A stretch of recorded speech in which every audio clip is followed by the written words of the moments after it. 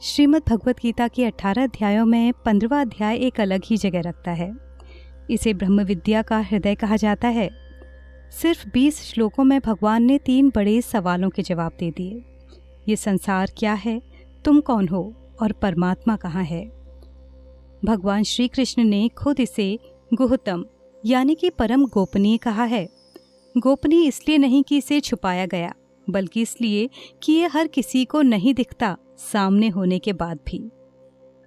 भगवत गीता के 15वें अध्याय में भगवान ने संसार को समझाने के लिए एक अनोखा रूपक लिया, अश्वत्थ वृक्ष।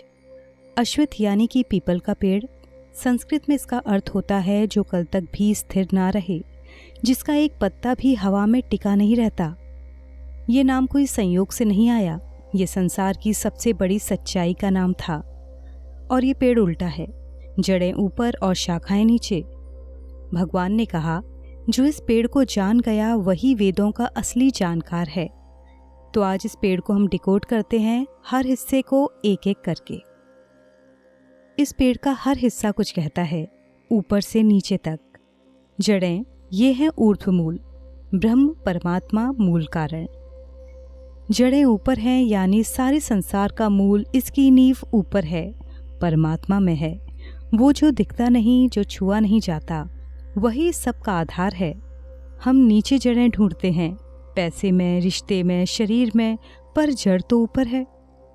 अब बात आती है तने की। तना प्रदर्शित करता है ब्रह्मा द्वारा रचित इस माया रूपी संसार को। माया वो अदृश्य शक्ति है जो सृष्टि का खेल खेलती है, न दिखती है न पकड़ में आती है, पर सब कुछ इसी से है। जैसे नाटक का पर्दा बदलता नहीं है, पर सब कुछ उस पर दिखता है। अब बात आती है शाखाओं की, जो 3 गुणों को प्रदर्शित करती हैं। शाखाएं 3 गुणों से बढ़ती हैं, सत, रज और तम। सात्विक शाखाएं ऊपर उठती हैं, देवलोक, ज्ञान और शांति की ओर। राजसी शाखाएं बाहर फैलती हैं, मनुष्य लोक, महत्वाकांक्षा, संघर्ष। तामसी शाखाएं नीचे झुकती हैं, अधोगति, पशु योनि और अज्ञान। पर ये सब शाखाएं हैं एक ही पेड़ की। अब आते हैं पत्ते, जो इंगित करते हैं वेद और शास्त्र को। वेद इस पेड़ के पत्ते हैं। पत्ते पेड़ की रक्षा करते हैं, सुंदर दिखते हैं। पर कोई भी पेड़ पत्तों से नहीं बल्कि जड़ों से जीता है। जो सिर्फ शास्त्रों में ही अटका रह गया, उसने तो बस पत्ते ही पकड़े, जड़ से दूर ही रह गया। शास्त्र रास्ता दिखाते हैं, पर वो खुद रास्ता नहीं है। अब है कोपलें, जो है इंद्रियों के विषय। शाखाओं में निकलने वाली नई नई कोपलें हैं इंद्रियों के विषय। स्वाद, रूप, सुख, आवाज, खुशबू, जितना इन्हें छूते हो उतनी ही कोपलें फूटती हैं। एक इच्छा पूरी हुई तो 2 नई उठ खड़ी हुई। ये कोपलें कभी खत्म नहीं होती। अब इसके नीचे भी कुछ है, जो है नीचे की जड़ें, यानी कि हमारी कर्म वासना, मनुष्य लोक में बनने वाले हमारे संस्कार। ये सबसे गहरी बात है। मनुष्य लोक में नीचे भी और जड़ें फैलती हैं, जो है हमारे कर्म की जड़ें। आज जो किया उसने एक नई वासना बनाई, वो वासना हमारी जड़ बन गई, और वही जड़ अगले जन्म तक जाएगी। केवल मनुष्य के पास ही ये शक्ति है नई जड़ें बनाने की और उन्हें काटने की भी। ये संसार रूपी वृक्ष उल्टा इसलिए है क्योंकि हम इसे उल्टा देख रहे हैं। जो असली है हम उसे झूठ मान रहे हैं, और जो झूठ है उसे असली। हम एक उदाहरण देखते हैं, जो है नदी का प्रतिबिंब, और यही है माया का असली अर्थ।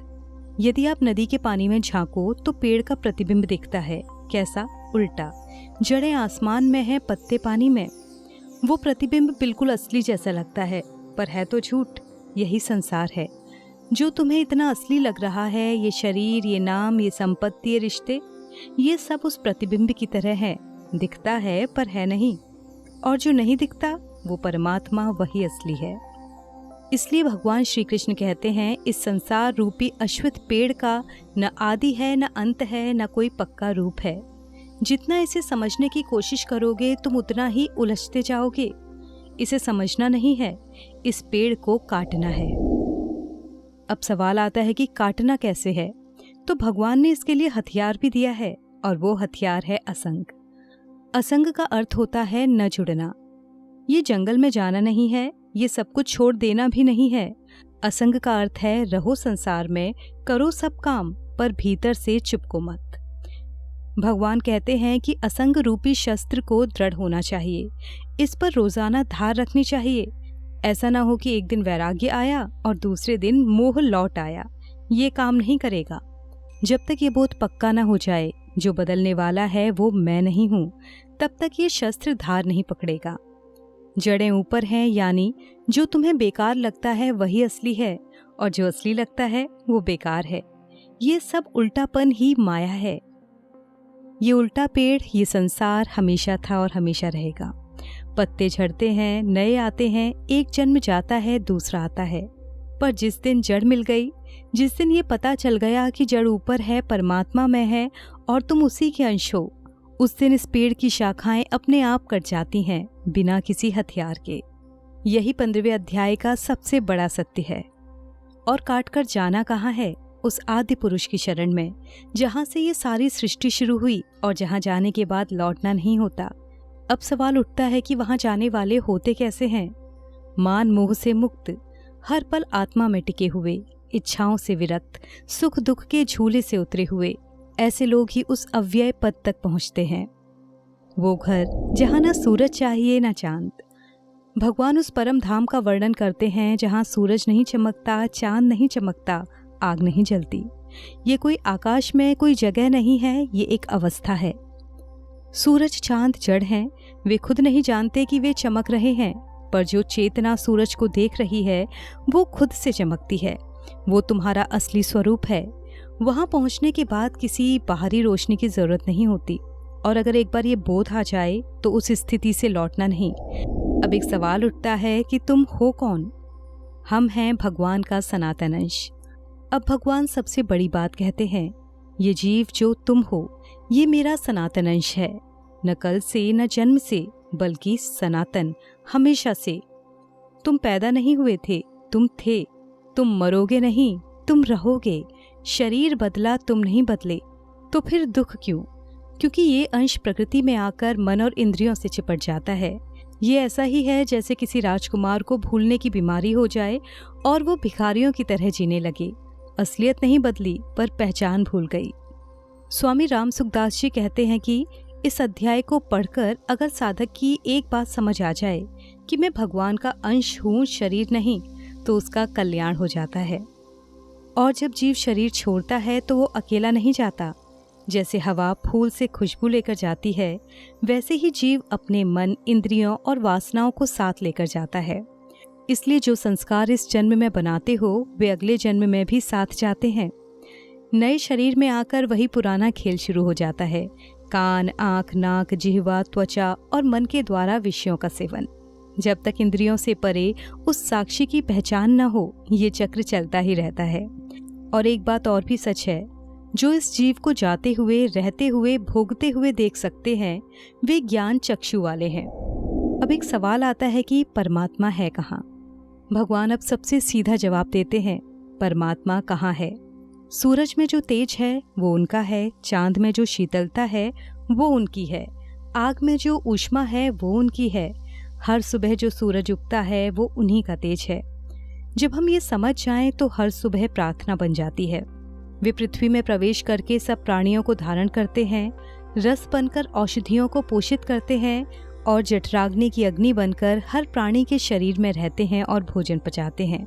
तुम सो रहे हो पर सांसें चल रही हैं, बेहोश हो गए हो तो भी दिल धड़क रहा है। ये शरीर तुम्हारी मर्जी के बिना ही चल रहा है, पर इसे चला कौन रहा है? यही परमात्मा की उपस्थिति है। हमें याद रखना है कि भगवान सबके हृदय में है, तुम्हारे भी, मेरे भी, सबके। और स्मृति, ज्ञान और विस्मरण तीनों उन्हीं से होते हैं। जो तुम्हें अचानक समझ में आता है वो भी उनकी देन, जो पुराना दर्द धीरे धीरे भूल जाते हो वो भी उनकी कृपा है। समस्त वेद और वेदांतों के रचयिता भी वही हैं, जानने वाले भी वही हैं, यानी कि ज्ञाता, ज्ञान और ज्ञेय तीनों में वही हैं। क्षर, अक्षर और पुरुषोत्तम, तीन पुरुष। अब भगवान गीता का सबसे मौलिक फ्रेमवर्क देते हैं। ये पहले किसी शास्त्र में इतना स्पष्ट नहीं था। क्षर जो क्षय होता है, बदलता है, ये सारी सृष्टि है। तुम्हारा शरीर, मन, विचार, रिश्ते, संपत्ति सब क्षर हैं, हर चीज बदल रही है। अक्षर जो नहीं बदलता, कूटस्थ, वज्र जैसा अडिग, लोहार के उस घन की तरह जिस पर धातु पीटी जाती है। वो खुद नहीं हिलता, महाप्रलय में भी नाश नहीं। ये माया की मूल शक्ति है। पुरुषोत्तम, इन दोनों से परे एक और है, वो अव्यय ईश्वर जो तीनों लोकों में प्रवेश करके सबका भरण पोषण करता है। न शर न अक्षर, पर दोनों उसी पर टिके हैं। भगवान कहते हैं, मैं शर से अतीत हूँ और अक्षर से भी उत्तम हूँ, इसलिए लोक में और वेद में दोनों में पुरुषोत्तम के नाम से प्रसिद्ध हूँ। ये तीन स्तरीय सत्य, शर अक्षर पुरुषोत्तम, शंकर के अद्वैत को भी समेटता है, रामानुज की भक्ति को भी और मध्व के द्वैत को भी। तीनों दर्शन इसी एक फ्रेमवर्क में आ जाते हैं।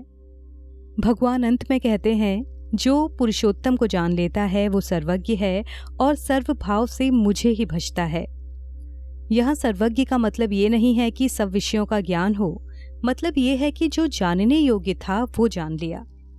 और यहाँ सर्वभाव से भजने का अर्थ है, उठते वक्त, खाते वक्त, काम करते वक्त हर भाव में भगवान के साथ। एक माँ जैसे हर काम करते हुए बच्चे को याद रखती है, बिल्कुल वैसे ही। अब एक शब्द आता है कृतकृत्य। जो इस सत्य को जान गया वो मनुष्य कृतकृत्य हो जाता है, यानी जो करना था हो गया। अब कुछ और पाना शेष नहीं, और कुछ जानना शेष नहीं, और कुछ बनना शेष नहीं। यही मुक्ति है। और अंत में भगवान कहते हैं, हे निष्पाप, ये संबोधन यूं ही नहीं है। ये ज्ञान उसी को मिलता है जो भीतर से शुद्ध है। पाप का अर्थ सिर्फ चोरी और बेईमानी नहीं, अहंकार, आसक्ति, कपट, ये भी पाप है। इस पूरे अध्याय में एक ही बात है, तुम जो ढूंढ रहे हो वो तुम्हारे भीतर है, जो तुम बनना चाहते हो वो तुम पहले से हो, बस जागो। उल्टे पेड़ की जड़ मिल जाएगी तो बाकी सब अपने आप झड़ जाएगा। मिलते हैं नए वीडियो के साथ, तब तक के लिए राधे कृष्णा।